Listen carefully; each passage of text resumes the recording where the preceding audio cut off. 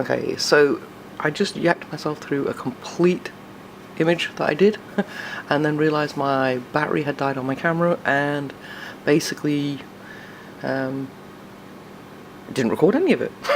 So let's start all over again. Okay, this is Canson mixed media paper printed with my Epsom ink tank, and I'm going to basically watercolor with water. That's all. You can go back in later and add in some extra colour if you want to in certain areas. I did that on some other images that I had earlier when I was playing around to test it out. So you'll get a quick look. I'm going to show you a couple of pieces. I can't really move the camera too far back because of the way things are. Unfortunately, I'm getting some work done, so everything's a bit of a disaster right now. But you can see it's pretty much all grayscale with just a touch of chameleons on this one. This one was my test piece, which is why it's so bright and funky. I was testing it out to get an idea, but this, you may recognise this. This is Captain Lockie from Kenny K, and the other one was Brianna. And we're going to do Captain Lockie again because I messed up the first set that I did.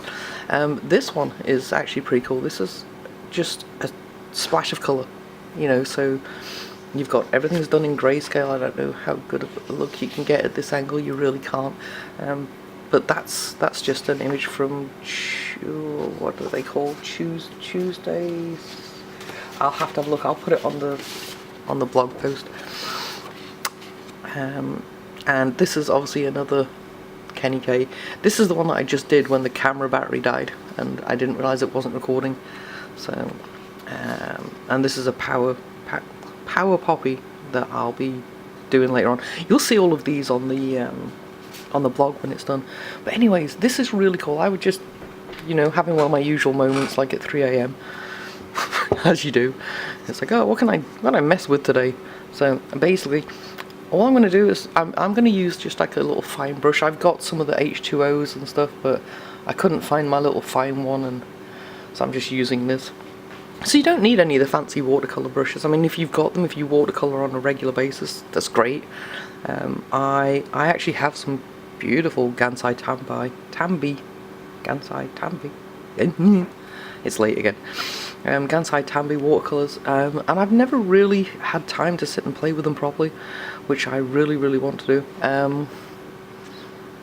But you know, if you're really good at watercoloring, please don't cringe, because I'm gonna rush through this. It's more about technique than, oh, look what I did. You know, it's about, hey, check this out, you need to try this. So anyways, I'm gonna show you this because it's pretty cool. So I'm sorry about the angle and everything, and if my hand gets in the way, but as I said, I'm kind of restricted for space here for me, my camera and everything else. Okay, so I've just got a little pot of water off to one side, which you can't see, but it is there, I promise. But check this out. Depending on how much water you put on, depends on how much it will draw the ink out straight away. So you can do this as dark as light as you want, depending on, you know, the image that you're doing. So you don't have to be delicate with this. I mean, if you're really good at watercoloring, you know, fair dues, take your time. If you're like me, I'm just going to rush through this, and you still, even if you kind of rush through this, you get some really cool effects. So the more water you put on, it's going to draw out like a darker ink. Obviously it depends on your printer as to you may get different shades depending on the ink that's used in it, but you can see, like, you know, these darker patches where she's got a little bit more black on the image. You can pull out a little bit more ink, but you can always go back in and add colour using your pens, your pencils, or you can just keep it as a straight grayscale. You know, it really depends on, you know, what your needs are and what you're trying to achieve, really. So, but you know, it's like any kind of colouring, you need to pay attention to your shadows and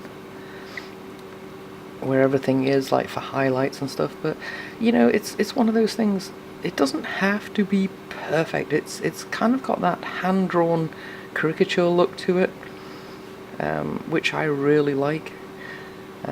You know, when you go to the mall and the guy's sitting there with his easel and his pencils and he's just drawing little cartoon pictures of people. So it's kind of cool. So, but you can see already it's pulling the ink out. So, with the ones that I did earlier, the practice ones, I'm sorry, I don't do the whole fancy nails thing. I can't work with nails.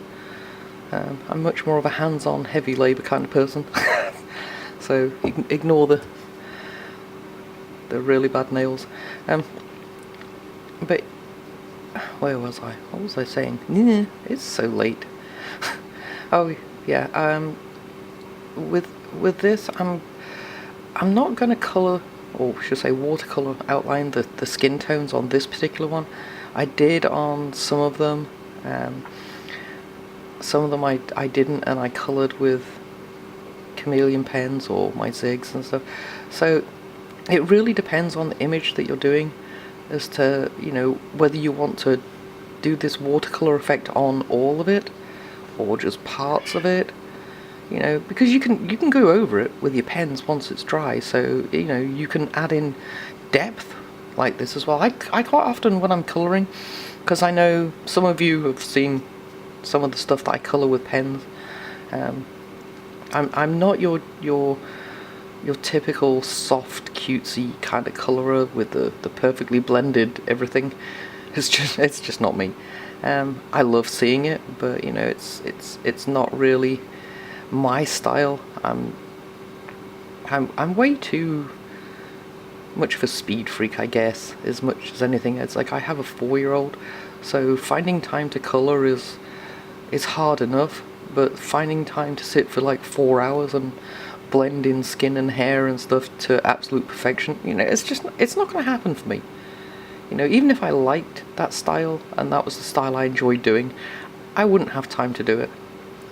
So, you know, quite often, most of the stuff that I do, I've found ways to achieve the effects I want a heck of a lot faster. You know, it's just, otherwise I'd never get anything done. So, but I'm just leaving some space for some blending and some highlights. And depending on how much water you're pulling out, it's, you know, you can change the colour tone, and as it dries you can see it's getting lighter anyways. So, and I'm just waffling here, so you know, you're probably like, what the hell is she talking about now? I'm just waffling, don't mind me. So anyways, I'm going to speed it up a little bit, so it's going to be like, you know, a little bit rough around the edges in places, but it's like I said, it's one of those techniques that even if you speed it up, you know, it still looks really cool. You don't have to have perfect everything. It's like, you know, just enjoy it. I know it sounds crazy, just grab a brush and have some fun with it. It's kind of cool. Okay, I'm going to move this around simply because I don't want to get my knuckles stuffed into the wet patches I've just done. So, you know, it literally is. It's one of those things you can just go in, slap some water down, and then you can go back and just draw more ink out in the places that you need to once you get the base. And I'm really bad for doing that, even with my markers. I'll go in and I'll base colour roughly, and then with all full intention of going back in and adding in more details and more shadows, and then I look at it and like, I like that. So I don't bother. So, you know, and I've done that with a few of these. I've been like, oh, you know, I'll go back in and I'll add this and I'll add that, and then it's like, why am I adding stuff to this? It looks cool. So you'll quite often find that my projects just take on a life of their own, and you know, I'll have all these great intentions, but then I look at it and like, ooh, no, I like it just the way it is, even if it's not perfect. It's like, you know. So, as I was saying in the other video that never happened, if you get too much water on it, you can always go back in and dab out some of the excess water. If you want to, you know, put a bit more water on in certain places and it's just got too much elsewhere, so you can go back in, just dab it out of the way, But you know, you really don't have to be a little perfectionist with this. It's so easy for anybody to do. It doesn't matter whether you've never watercolored before or not. I mean, you can already see it's taking shape. You can see what it was, you know.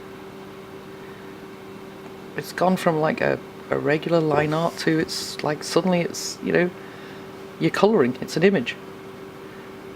You know, and I kind of like it. Anyways, I really hope some of you try this because it's really cool.